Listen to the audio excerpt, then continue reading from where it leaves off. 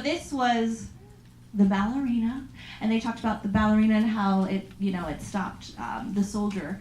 And so this is kind of like an homage to that. I really loved the cinematography in this, and I saw a beautiful story of an artist trying to express herself and at last telling, without this, I'm nothing. So it really moved me. I totally could relate. I mean, I don't know what it must have been like, but I was completely drawn into her world of a 26-year-old ballet dancer in a concentration camp, and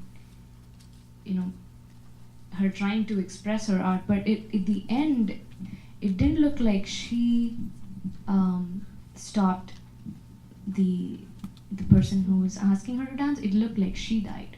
For me, it felt that way. And when I saw that the ends, it said she was just 26, so I felt like that was probably the end. For me, it felt that. Yeah.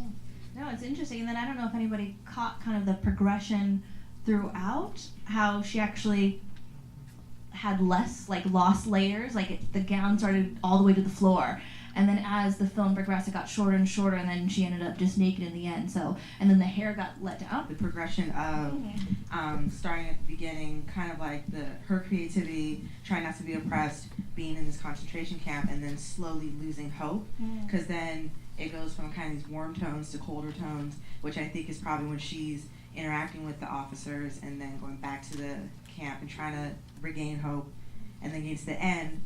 I actually thought it was like a gas chamber, more of like a metaphor, because like the way the curtains were like flowing, it kind of cut to as if she was dying in the gas chamber. And it was like she finally had, it was her turn to go in there, and then like her creativity and everything she stood for was finally ended. That's what I got. Yeah, and then I think kind of like the flow of the fabric, like ashes or something, you know what I mean? That's really interesting. I really appreciated how lighting was used to tell the story. Each time the mood changed, the lighting would just subtly change, and then had a very noir kind of look towards the end, and I just really appreciated the lighting work. Yeah, I think there was a big attention to detail with the lighting, and I think it really enhanced the tone. For me, I felt like the end was more so like a rebirth.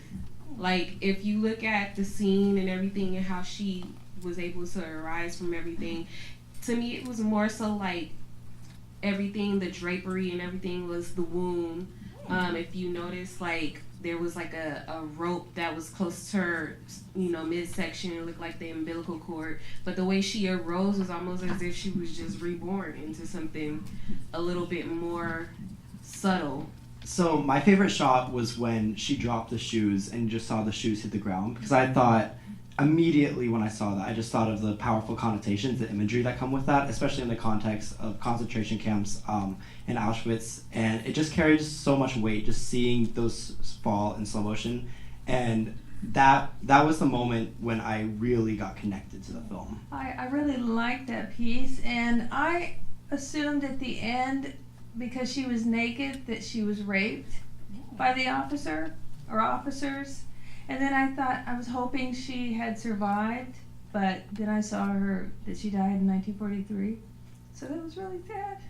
It felt like, because we learned through text at the very beginning that she avoided her demise with her charms, and then you slowly see them stripping away, and then the last thing we see is that she died anyway. I mean, I think the bottom line, though, is that everybody was kind of reacted emotionally to something different. So kudos to the filmmakers for either the imagery, the lighting, the tonality, the color, to have that reaction. So kudos to them. Thanks for sharing.